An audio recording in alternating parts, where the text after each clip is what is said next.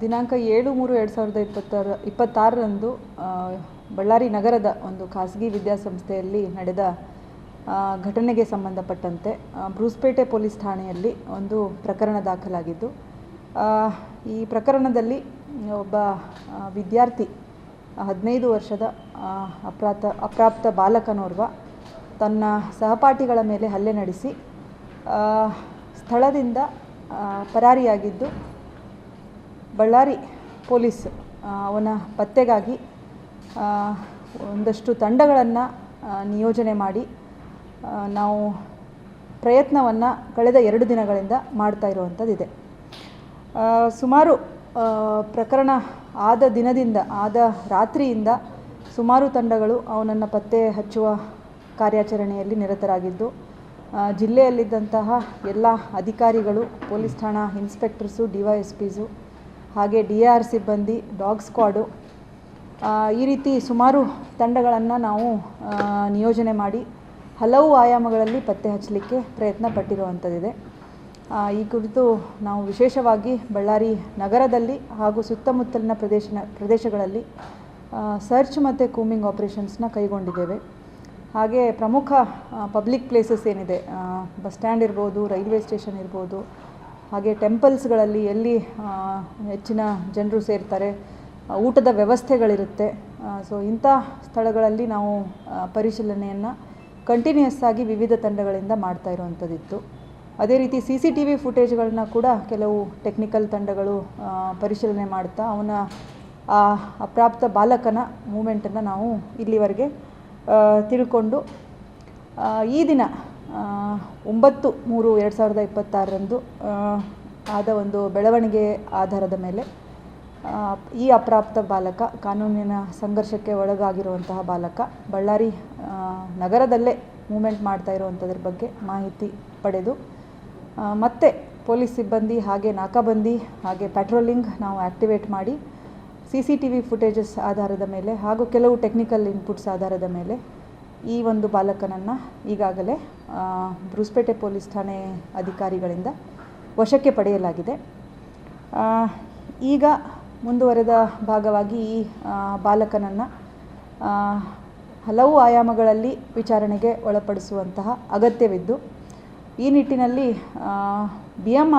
BMCRC ಅಂದರೆ ನಮ್ಮ BIMS college ಏನಿದೆ ಅಲ್ಲಿಂದ ನಾವು ಹಲವು ನುರಿತ ತಜ್ಞರ ಒಂದು ವೈದ್ಯಕೀಯ ಮಂಡಳಿಯನ್ನು ಅಂದರೆ ಪ್ಯಾನಲ್ ಆಫ್ ಡಾಕ್ಟರ್ಸನ್ನು ಕಾನ್ಸ್ಟಿಟ್ಯೂಟ್ ಮಾಡೋದ್ರ ಬಗ್ಗೆ ನಾವು ಈಗಾಗಲೇ ಪತ್ರ ವ್ಯವಹಾರ ಮಾಡಿದ್ದು.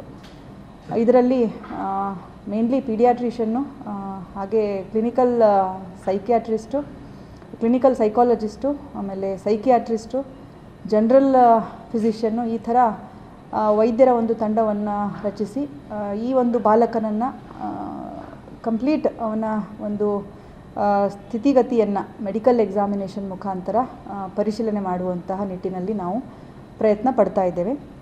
ಅದೇ ರೀತಿ ತನಿಖೆಯ ಅಂಗವಾಗಿ ಪೊಲೀಸ್ ಇಲಾಖೆಯಿಂದ ಕೂಡ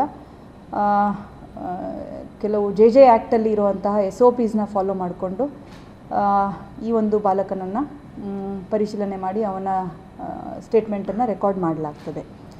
ಅದೇ ರೀತಿ ಪ್ರಕರಣದ ಫಿರ್ಯಾದಿಯಲ್ಲಿ ಬಂದಂತೆ ಈ ಬಾಲಕನಷ್ಟೇ ಅಲ್ಲದೆ ಶಾಲಾ ಮಂಡಳಿ ಹಾಗೂ ವ್ಯವಸ್ಥಾಪಕ ಮಂಡಳಿಯನ್ನು ಅವರ ಒಂದು ನೆಗ್ಲಿಜೆನ್ಸನ್ನು ಕೂಡ ಫಿರ್ಯಾದಿದಾರರು ವ್ಯಕ್ತಪಡಿಸಿದಂತೆ ಅವರನ್ನು ಕೂಡ ನಾವು ಈಗ ನೋಟಿಸ್ ಅವರಿಗೆ ಜಾರಿ ಮಾಡಿದ್ದು, ಅವರ ದಾಖಲಾತಿಗಳನ್ನು ಪರಿಶೀಲನೆ ಮಾಡುವಂಥದ್ದು, ಹಾಗೆ ಅಲ್ಲಿ ಅವರ ಮಕ್ಕಳ ಸೇಫ್ಟಿ ಸೆಕ್ಯೂರಿಟಿ ಬಗ್ಗೆ ಏನು ಸಿಸ್ಟಮ್ಸ್ ಇತ್ತು ಶಾಲೆಯಲ್ಲಿ, ಎಲ್ಲ ದಾಖಲಾತಿಗಳು ಅವರು ಶಾಲೆಯನ್ನು ಹಾಗೂ ಹಾಸ್ಟೆಲನ್ನು ನಡೆಸುವುದರ ಬಗ್ಗೆ ಪಡೆದಿದ್ರ ಅನ್ನುವಂಥ ಆ್ಯಂಗಲಲ್ಲಿ ಕೂಡ ಇನ್ವೆಸ್ಟಿಗೇಷನ್ ಮಾಡಲಾಗ್ತದೆ.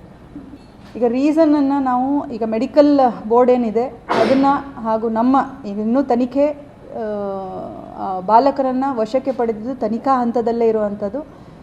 ನಾವು ಮೊದಲು ಅವನ್ನ ಕೌನ್ಸಿಲಿಂಗ್ ಮಾಡಿಬಿಟ್ಟು ಅವನು ಸ್ಟೇಬಲ್ ಇದ್ದಾನ ಅನ್ನುವಂಥದ್ದು ಪರಿಶೀಲನೆ ಮಾಡಿ ಆನಂತರದಲ್ಲೇ ಅವನ ಸ್ಟೇಟ್ಮೆಂಟನ್ನು ಪಡಿಬೇಕಾಗ್ತದೆ. ಸೊ ಆ ನಿಟ್ಟಿನಲ್ಲಿ ನಾವು ಟೈಮ್ ತೊಗೊಳ್ತಾ ಇದ್ದೇವೆ. ಮೊದಲು ಮೆಡಿಕಲ್ ಎಕ್ಸಾಮಿನೇಷನ್ ಆಗಬೇಕು, ಆನಂತರದಲ್ಲಿ ಅವನನ್ನು ನಾವು ಕೂಲಂಕುಷವಾಗಿ ವಿಚಾರಣೆ ಮಾಡಬೇಕಾಗ್ತದೆ. ಸೊ ಆನಂತರದಲ್ಲಿ ನಮಗೆ ಕಾರಣ ಏನು ಅನ್ನುವಂಥದ್ದು ಅಸರ್ಟೇನ್ ಆಗ್ಬೋದು. That will be part of investigation. ಈ ಹಂತದಲ್ಲಿ ನಮಗೆ ಯಾವುದೇ ರೀತಿಯಾದಂತಹ ಈಗಾಗಲೇ ಕೆಲವು ಊಹೆಗಳು ಮಾಧ್ಯಮದಲ್ಲಿ ಹಾಗೆ ನಡೀತಾ ಇರುವಂಥದ್ದಿದೆ, ಸೋಷಿಯಲ್ ಮೀಡಿಯಾದಲ್ಲಿ ನಡೀತಾ ಇರುವಂಥದ್ದಿದೆ. ಏನಂದರೆ ಅವನು ಡ್ರಗ್ಸ್ ಇನ್ಫ್ಲೂಯೆನ್ಸಲ್ಲಿ ಇದ್ದ ಅನ್ನೋವಂಥದ್ದು.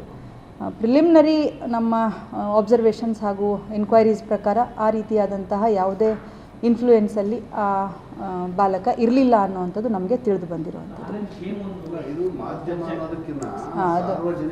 ಅದು ನಾನು ಹೇಳುವಾಗ ಮಿಸ್ಟೇಕ್ ಆಯಿತು, ಸೋಷಿಯಲ್ ಮೀಡಿಯಾ ಅಂತ ಹೇಳಬೇಕಿತ್ತು ನಾನು.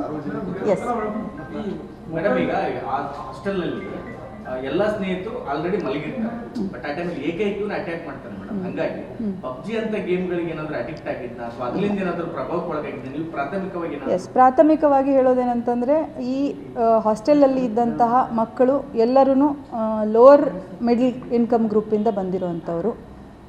ಈ ಪರ್ಟಿಕ್ಯುಲರ್ ವ್ಯಕ್ತಿ ಅಂದರೆ ಮಗು ಏನಿದೆ, ಅಂದರೆ ಬಾಲಕ ಏನಿದ್ದಾನೆ, ಕಾನೂನು ಸಂಘರ್ಷಕ್ಕೆ ಒಳಗಾಗಿರುವಂಥವನು, ಅವನ ತಂದೆ ಒಬ್ಬ ವ್ಯವಸಾಯ ಮಾಡುವಂಥ ವ್ಯಕ್ತಿ. ನಾವು ಅವನ ಎಲ್ಲ ವಸ್ತುಗಳನ್ನು ಅಲ್ಲಿ ಪರಿಶೀಲನೆ ಮಾಡಿದಾಗ ನಮಗೆ ತಿಳಿದು ಬಂದಿದ್ದೇನಂತಂದರೆ ಅವನ ಹತ್ರ ಯಾವುದೇ ಎಲೆಕ್ಟ್ರಾನಿಕ್ ಗ್ಯಾಜೆಟ್ಸು, ಮೊಬೈಲ್ ಡಿವೈಸು ಆ ಥರದ್ದು ಹಾಸ್ಟೆಲ್ನಲ್ಲಿ ಯಾವುದೇ ರೀತಿಯಾದಂಥ ಅಲೌ ಮಾಡಿರುವಂಥದ್ದು ಇಲ್ಲ.